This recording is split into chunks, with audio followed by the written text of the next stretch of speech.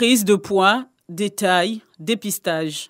Nous sommes à la célébration de la Journée mondiale de l'hypertension artérielle. Une journée initiée par le ministère de la Santé, de l'Hygiène publique et de la couverture maladie universelle en collaboration avec le Programme national de lutte contre les maladies non transmissibles et ses partenaires. Elle vise à attirer l'attention des populations sur l'ampleur de cette affection, à étaler la gravité de ses complications médicales, à fournir des informations sur son mode de prévention, à présenter l'intérêt de sa détection et de sa prise en charge précoce. Vous avez le soutien total de l'OMS dans votre noble combat pour un système de santé solide, un système de santé structuré, un système de santé compétitif, un système de santé résilient. Selon l'OMS, Organisation mondiale de la santé, l'hypertension artérielle est la première maladie chronique dans le monde et constitue l'un des principaux facteurs de risque d'AVC, accident vasculaire cérébral, avec 51% de taux de décès. La population ivoirienne est de plus en plus menacée par ce facteur de risque, avec une prévalence de 39,9% chez les adultes âgés de 20 à 79 ans. Toutes les journées contre les maladies que nous célébrons officiellement ont le même objectif et visent à travers la sensibilisation, l'amélioration des conditions de vie de nos populations.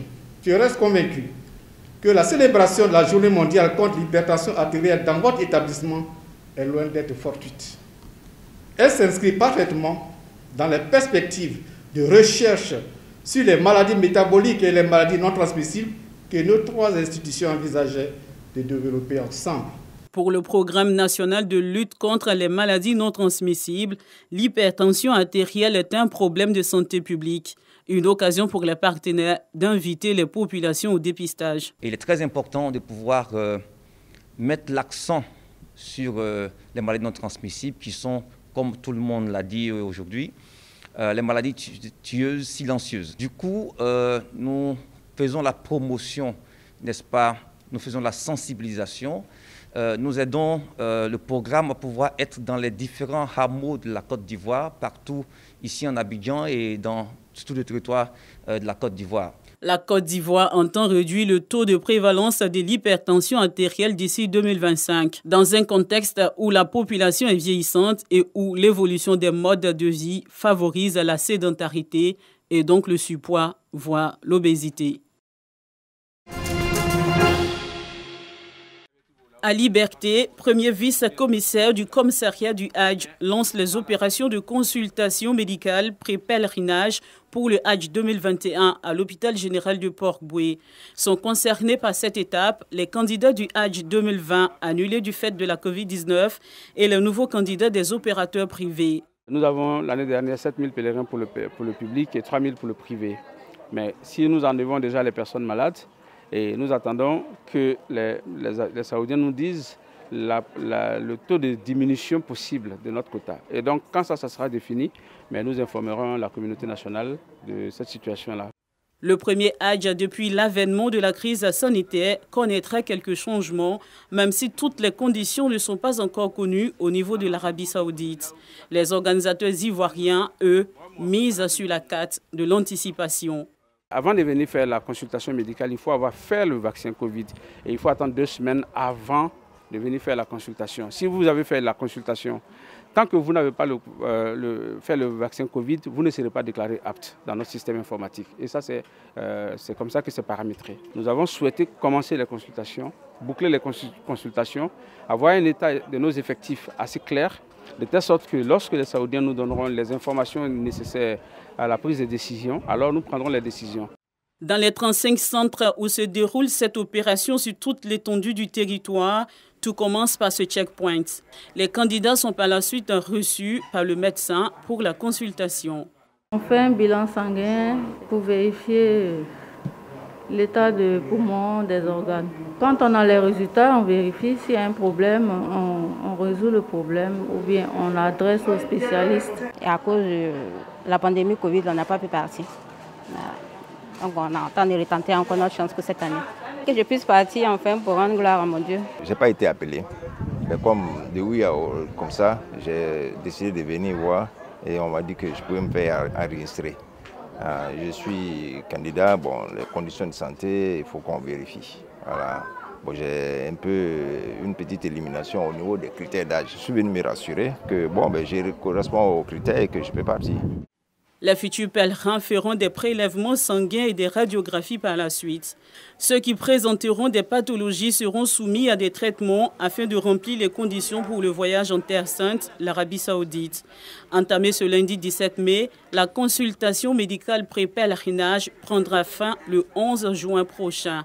À l'issue de cette étape, un certificat d'aptitude sera délivré aux candidats en tenant compte des conditions de l'Arabie Saoudite, le pays d'accueil. Le Hajj, il faut le rappeler, est le 5e pilier de l'islam.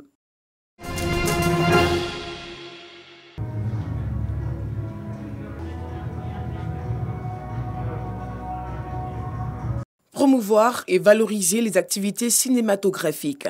Telle est la vision de la Direction régionale de la culture et de l'industrie des arts et du spectacle d'Abidjan autour d'une activité dénommée Ciné Fête École.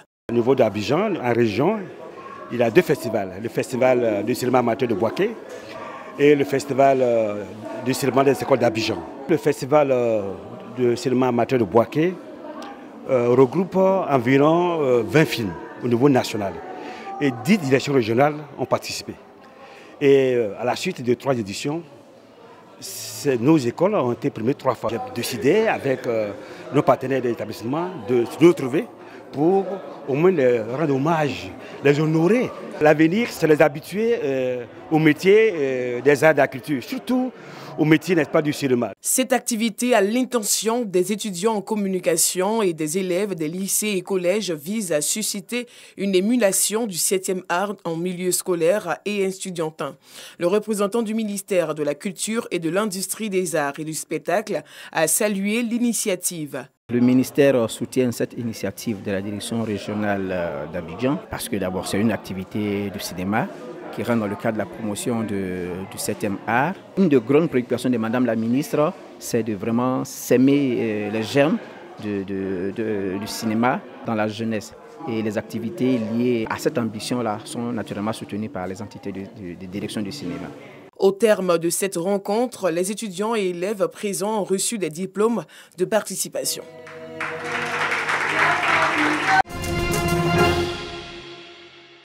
Gaza, territoire palestinien, 17 mai 2021. Nouvelle série de bombardements par l'armée israélienne à Gaza, où des groupes armés ont tiré des roquettes vers Israël.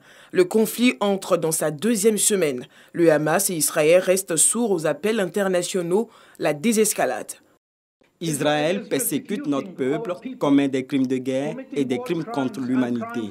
Certains ne veulent pas utiliser ces mots, crimes de guerre et crimes contre l'humanité, mais ils savent que c'est la vérité. Aucun autre pays souverain n'aurait agi différemment d'Israël contre une telle organisation terroriste qui cible ses citoyens sans distinction. Ce n'est pas seulement notre droit, c'est aussi notre obligation morale. Sderot, Israël, 16 mai 2021.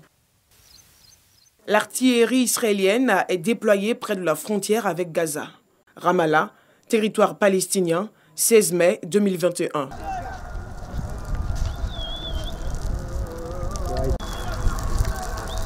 Des affrontements ont éclaté près du checkpoint DCO au nord de Ramallah.